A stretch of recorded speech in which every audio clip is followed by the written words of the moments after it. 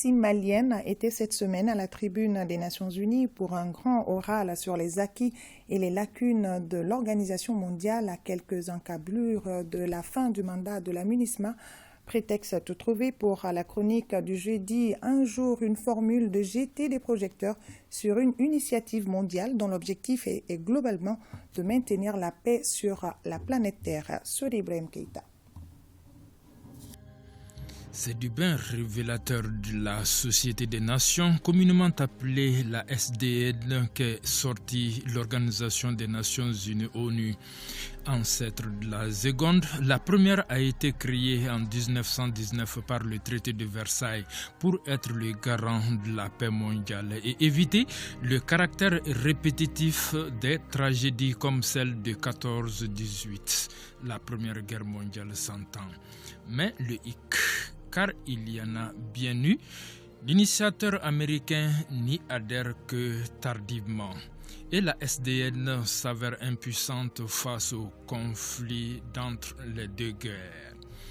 Le 1er septembre 1939, la Deuxième Guerre mondiale éclate et enterre ipso facto la SDN. Si l'ONU n'existait pas, il fallait la créer. Ce qui a conduit à la création de l'ONU, c'est la soif de la paix et de la sécurité, ou encore la quête de la paix et de la sécurité. Le concept des Nations Unies est lancé pour la première fois le 1er janvier 1942 à Washington et prend corps à Yalta en février 1945 avec le trio Roosevelt, Staline, Churchill.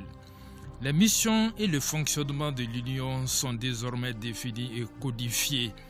La charte est instituée le 24 octobre 1945, après la ratification le 26 juin de la même année par 51 États fondateurs.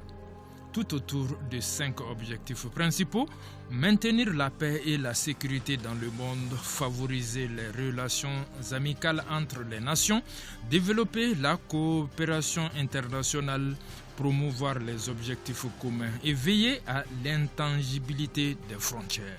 Il faut pacifier les relations internationales. Pourquoi? Parce que à partir du moment où la paix et la sécurité internationale sont menacées, les Nations Unies sont obligées d'intervenir. De 1945 à nos jours, l'ONU a mené plusieurs actions sur la scène internationale en matière de maintien de la paix, parfois avec très peu de succès.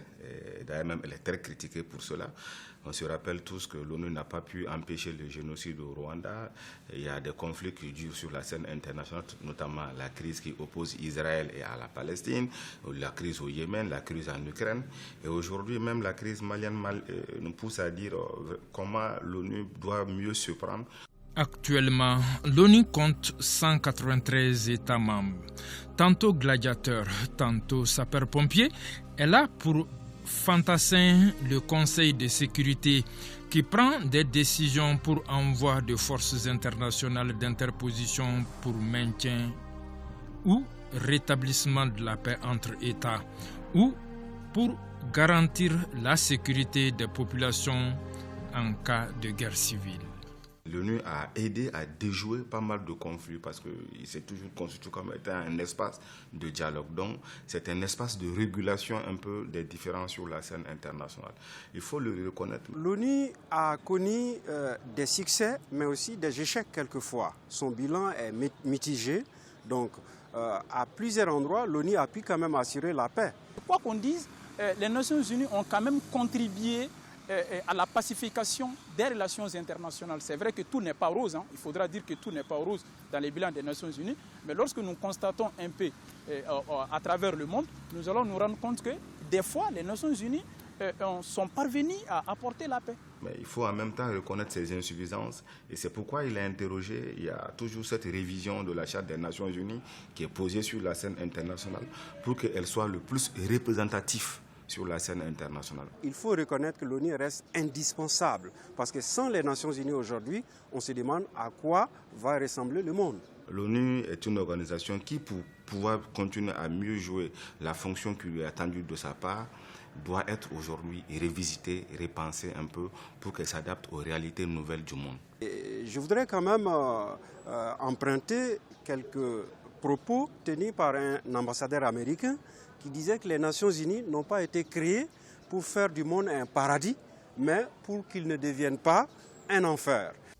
Sauf que, par le temps qui court, l'effort des vrais artisans ou partisans de la paix se trouve souvent annihilé par des malices des pyromanes, ce que l'autre appelle des États voyous.